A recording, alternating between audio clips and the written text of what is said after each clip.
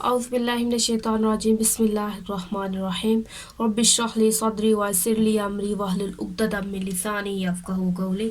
अस्सलामु अलैकुम, welcome to my channel DNS. आज हम इस वीडियो में बल्कि इस पूरे हम प्लेलिस्ट हम बनाएंगे इसके ऊपर, क्योंकि टॉपिक थोड़ा लेंथी है। तो टॉपिक है हमारा जी bacterial cell wall. Bacterial cell wall topic है। इसके अंदर हम क्या क्या चीज़ें डिस्कस करेंगे वो पहले आप सुन लें। सबसे पहले हम देखेंगे जी इसके अंदर इंट्रोडक्शन, ठीक है। उसके बाद हम टाइप्स ऑफ बैक्टीरिया, और फिर हम पढ़ेंगे जी केमिकल कंपोजिशन सेल वॉल की, ठीक है। तो सबसे पहले स्टार्ट करते हैं जी इंट्रोडक्शन से। तो इंट्रोडक्शन में हम क्या लिखेंगे, सबसे पहले बात करेंगे जी सेल वॉल की लोकेशन क्या है, उसकी जो हमारे पास है डेफिनेशन, ठीक है। और उसके कुछ हम इम्पोर्टेंस जो होगी, क्लिनिकल इम्पोर्टेंस है, उसके फंक्शंस हैं, ठीक, वो हम इसके अंदर डिस्कस करेंगे। तो शुरू करते हैं, बिस्मिल्लाह। सबसे पहले जी जो लोकेशन है, ठीक है, ये कहाँ है जी, सेल वॉल कहाँ पे मौजूद है। सेल वॉल कहाँ मौजूद है जी, outside the plasma membrane, outside the plasma membrane, plasma membrane के बाहर की तरफ मौजूद है। फॉर एग्जांपल ये हमारे पास एक बैक्टीरियम है, ठीक है। सिंगुलर होगा तो बैक्टीरियम, अगर प्लूरल है तो बैक्टीरिया। ये सेल उसकी क्या है, प्लाज्मा मेम्ब्रेन। अब प्लाज्मा मेम्ब्रेन के बाहर एक मज़ीद लेयर मौजूद होगी, उसको हम क्या कहते हैं, सेल वॉल, ठीक है। तो ये जो हमारे पास है ये क्या है, सेल वॉल। हम इसके बारे में डिस्कस करेंगे, स्टडी करेंगे आज, ठीक है, डिटेल में पढ़ेंगे इंशाल्लाह। अब देखें जी इसकी डेफिनेशन में, डेफिनेशन की बात करते हैं। जो सेल वॉल है, ठीक है, वो क्या है, एक्सटर्नल लेयर है, is an external layer. CW मतलब सेल वॉल, ठीक है, क्लास वर्क नहीं समझ लेना इसको, या creative work. Cell wall is an external layer, is an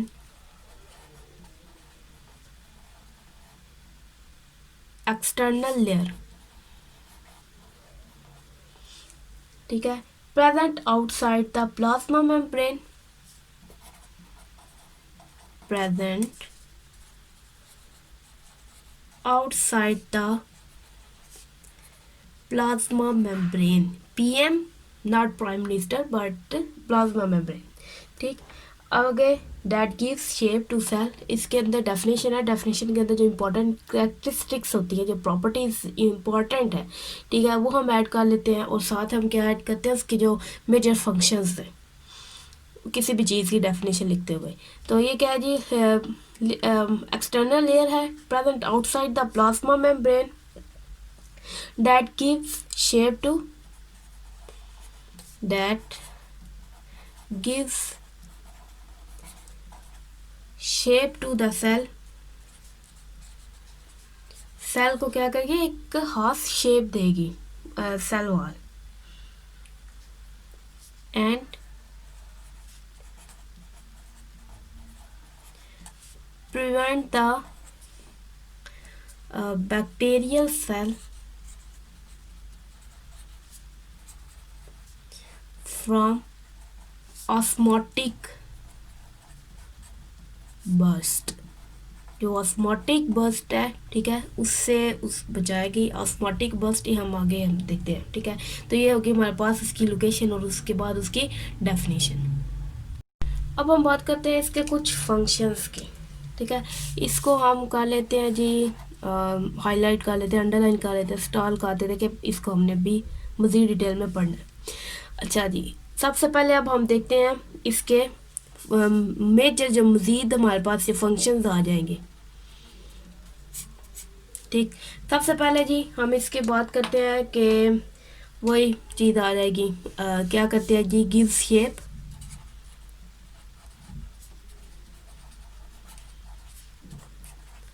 give shape to the cell, ठीक। नेक्स्ट ये हो गया जी इसका पहला। दूसरा क्या होगा जी, ये prevent thus prevent osmotic burst.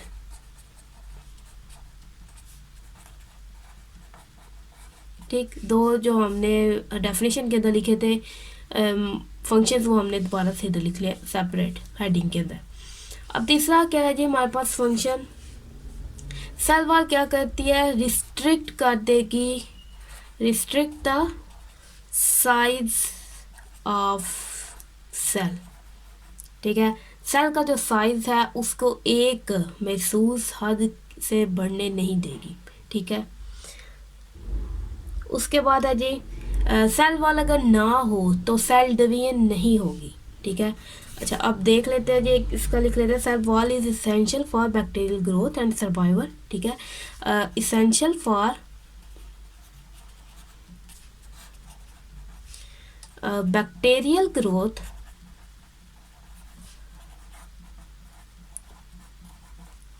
And survival. अच्छा, अब ये हमारे पास कुछ मेजर फंक्शंस हैं। ठीक है, अब इसके अंदर हम एक दफ़ा देखें कि हमने क्या क्या समझना है इसके अंदर। एक है जी ऑस्मोटिक बर्स्ट, ठीक, उसी के अंदर आ जाएगा ये सर्वाइवल। ठीक है, उसके बाद हमारे पास एक है जी बैक्टीरियल ग्रोथ। पहले बैक्टीरियल ग्रोथ का हम देख लेते हैं। अगर सेल वॉल ना हो, ठीक है, तो बैक्टीरियल सेल्स हैं जो, ठीक है, उस वो सेल डिवीजन के प्रोसेस के अंदर से नहीं गुजर सकते। ठीक है, उनके अंदर सेल डिवीजन नहीं होगी। क्यों? किस तरह से? एक प्रोटोप्लास्ट है। ठीक है, प्रोटोप्लास्ट किसे कहते हैं? प्रोटोप्लास्ट मतलब एक ऐसा जो बैक्टीरियल सेल है जिसकी हमने सेल वॉल को रिमूव कर लिया। ठीक है, ये कह लें जी कि bacterial cell without cell wall. ठीक है, जिसकी सेल वॉल को हमने मिटा दिया, रिमूव कर दिया, वो क्या है? प्रोटोप्लास्ट उसको हम कहेंगे। अब ये जो प्रोटोप्लास्ट है ये क्या करेगा, इसकी नॉर्मल ग्रोथ नहीं होती। ठीक है, तो इससे हमें पता चलता है कि अगर सेल वॉल ना हो तो बैक्टीरिया क्या करेंगे, वो बैक्टीरियल ग्रोथ नहीं होगी। ठीक, अब हम नेक्स्ट बात करते हैं जी ऑस्मोटिक बर्स्ट से। ठीक है, नाम से तो जाहिर होगा ऑस्मोटिक से रिलेटेड है। ऑस्मोटिक का आपने पढ़ा होगा, उसके अंदर ऑस्मोटिक प्रेशर्स वगैरह। चलिए इसको एक दफ़ा देखते हैं। ऑस्मोटिक बर्स्ट के बारे में हम पढ़ने लगे हैं। ठीक है, तो जो बैक्टीरिया है, ठीक है, बैक्टीरियल सेल है, ठीक, उसके अंदर जो सल्यूट्स की मिकदार है वो ज़्यादा होती है। ठीक है, और बाहर जो उसका एक्सटर्नल इन्वायरमेंट है वहाँ पर सल्यूट की मिकदार कम होती है। ठीक है, और इसके बैक्टीरिया है, बैक्टीरियम है, सॉरी, इसके इर्द गिर्द क्या है, ये इसकी सेल वॉल है और ये इसकी प्लाज्मा मेम्ब्रेन है रेड कलर की जो। अब देखें बाहर सल्यूट कम है। ठीक है, मींस हाइपोटोनिक कंडीशन है बाहर। ठीक है, हाइपोटोनिक कंडीशन बाहर है, मींस के सल्यूट की मिकदार बाहर कम है, और इसको एक और कह सकते हैं कि बाहर जो ऑस्मोटिक प्रेशर है वो भी लो है। ठीक है, और एक और कंडीशन हम इसको क्या कह रहे हैं, इसको नाम दे रहे हैं कि जो ऑस्मोटिक प्रेशर है वो भी कम है इधर। ठीक है, और अपोजिट कार्लेनर साइड में, ठीक है, इंटरनल इन्वायरमेंट है जो, वहाँ पर क्या होगा, हाइपरटोनिक कंडीशन होगी और ऑस्मोटिक प्रेशर भी ज़्यादा होगा। बेसिक आप ये देख लें, सल्यूट की मिकदार जहाँ ज़्यादा होगी वहाँ पर ही फ्लूइड मूव करेगा। ठीक है, अब बाहर का जो फ्लूइड है वो अंदर की तरफ जाना शुरू कर देगा।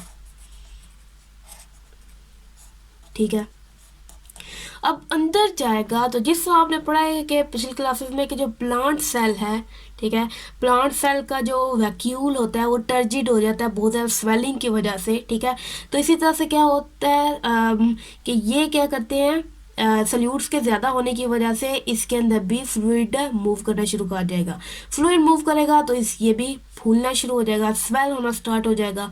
अब जब इसकी स्वेलिंग होगी, ठीक है, तो स्वेलिंग एक हद तक फिर क्या बर्स्ट भी हो जाएगा। ठीक है, अगर ज़्यादा साइज से इंक्रीज होता रहे।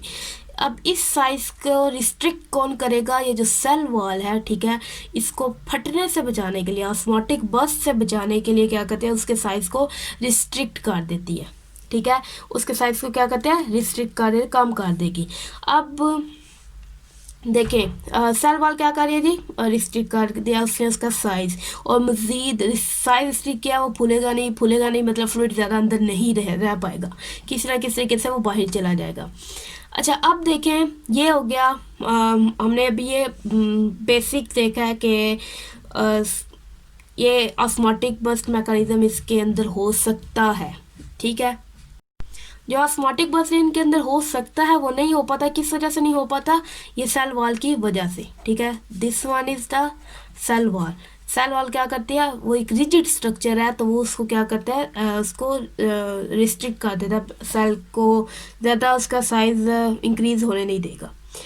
अब इसकी क्लिनिकल इम्पोर्टेंस क्या होगी इस सिचुएशन की, कि ये जो टॉनिसिटी, सॉरी नॉट टॉनिसिटी, वो जो ऑस्मोटिक कंडीशंस है इनसाइड और आउटसाइड, ठीक है, इसको जो क्लिनिकल इम्पोर्टेंस इसकी क्या है जी, कि जो क्या करते हैं, जो एंटीबायोटिक्स हैं, ठीक है, जो हम एंटीबायोटिक्स यूज़ करते हैं, एंटीबायोटिक्स के क्यों, पेनिसिलिन है और सेफलोस्पोरिन ब्ला ब्ला ब्ला, आगे बहुत सारी हैं, इन गूगल पर जाएं तो बहुत सारी एग्जांपल्स आपको मिल जाएंगी, लेकिन अभी एक दो काफ़ी हैं, सेफलोस्पोरिन और पेनिसिलिन। अच्छा जी, पेनिसिलिन है और सेफलोस्पोरिन। अब ये क्या करेंगी, ये जो एंटीबायोटिक्स हैं, ये सेल वॉल की जो फॉर्मेशन है, ठीक है, उसको डिस्टर्ब कर देंगी, ठीक है, डिस्टर्ब करेंगी जो, तो उससे क्या होगा, जो इम्प्रॉपर हमारे पास सेल वॉल बनेगी, ठीक है, इम्प्रॉपर जो सेल वॉल बनेगी वो इसके पास इम्प्रॉपर है, एबनॉर्मल है, मींस वो नॉर्मल फंक्शन परफॉर्म नहीं कर पाएगी। तो नॉर्मल फंक्शन नहीं परफॉर्म नहीं करेगी तो क्या होगा कि सेल का जो साइज़ है वो इंक्रीज़ होता जाएगा, इतना इंक्रीज़ हो जाएगा कि जो बैक्टीरियम है वो फट जाएगा, ठीक है। तो ये यूज़ करते हैं एंटीबायोटिक्स को, इस तरह से हम किल करते हैं बैक्टीरियम को, ठीक है। तो ये इसकी क्लिनिकल इम्पोर्टेंस हो गई, ठीक है।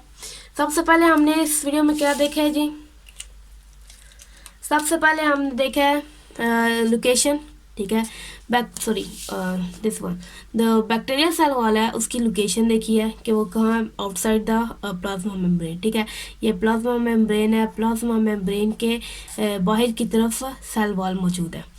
अब जो सेल वॉल है उसकी हमने डेफिनेशन देखी है, उस डेफिनेशन में हमने कौन कौन से फीचर्स देखे, एक्सटर्नल लेयर है, ठीक है, इनके बाहर की तरफ मौजूद होगी, present outside the plasma membrane. अब बाहर की तरफ कहाँ, कैप्सूल में मौजूद होगी, एक मज़ीद एक लेयर होती है, कैप्सूल भी होता है, ठीक है, सेल वॉल के भी बाहर, ठीक, बाहर की तरफ, सॉरी। अब आगे अगर ये प्लाज्मा मेम्ब्रेन के बाहर की तरफ है तो वो भी हमने बता दिया। उसके बाद that gives shape to cell, और उसका फंक्शन शेप देता है ये सेल को, और prevent the bacterial cell from osmotic burst, ठीक है, उसको ऑस्मोटिक बर्स्ट से बचाएगा, ठीक। अब आगे देखें जी, जो फंक्शंस हैं वही पहले दो हमने फंक्शंस लिए इससे डेफिनेशन में से, बाकी दो हमने बताया जी। ये सेल का जो साइज़ है उसको रिस्ट्रिक्ट कर देगा, और उसके बाद ये बैक्टीरियल ग्रोथ और सर्वाइवल के लिए एसेंशियल है। सो बैक्टीरियल ग्रोथ के लिए एसेंशियल कैसे, हमें कैसे पता चला वो एसेंशियल है, जब हमने प्रोटोप्लास्ट बनाया एक्सपेरिमेंटली, ठीक है, लैब के अंदर जब हमने बैक्टीरिया सेल वॉल को रिमूव किया तो हमने देखा कि वो उसके अंदर नॉर्मल जो सेल डिवीजन है वो नहीं हो पाती, ठीक है। तो हमें पता चला जी कि बैक्टीरियल ग्रोथ के लिए सेल वॉल का होना ज़रूरी है। उसके बाद है जी हमने देखा जी ऑस्मोटिक बर्स्ट के बारे में, ठीक है, ऑस्मोटिक बर्स्ट के बारे में देखा, ठीक है, फिर इसके हमने क्लिनिकल इंपॉर्टेंस देखी है। इंशाल्लाह हम नेक्स्ट वीडियो में देखेंगे मज़ीद सेल बैक्टीरियल सेल वॉल के बारे में। Stay tuned. अगर वीडियो अच्छी लगी है तो शेयर करें, ठीक, लाइक करें, कमेंट करें, अगर कोई क्वेश्चन है तो ज़रूर कमेंट करें, ठीक है, इंशाल्लाह ज़रूर रिप्लाई मिलेगा। इंशाल्लाह जी नेक्स्ट वीडियो में मिलेंगे। अल्लाह हाफिज़।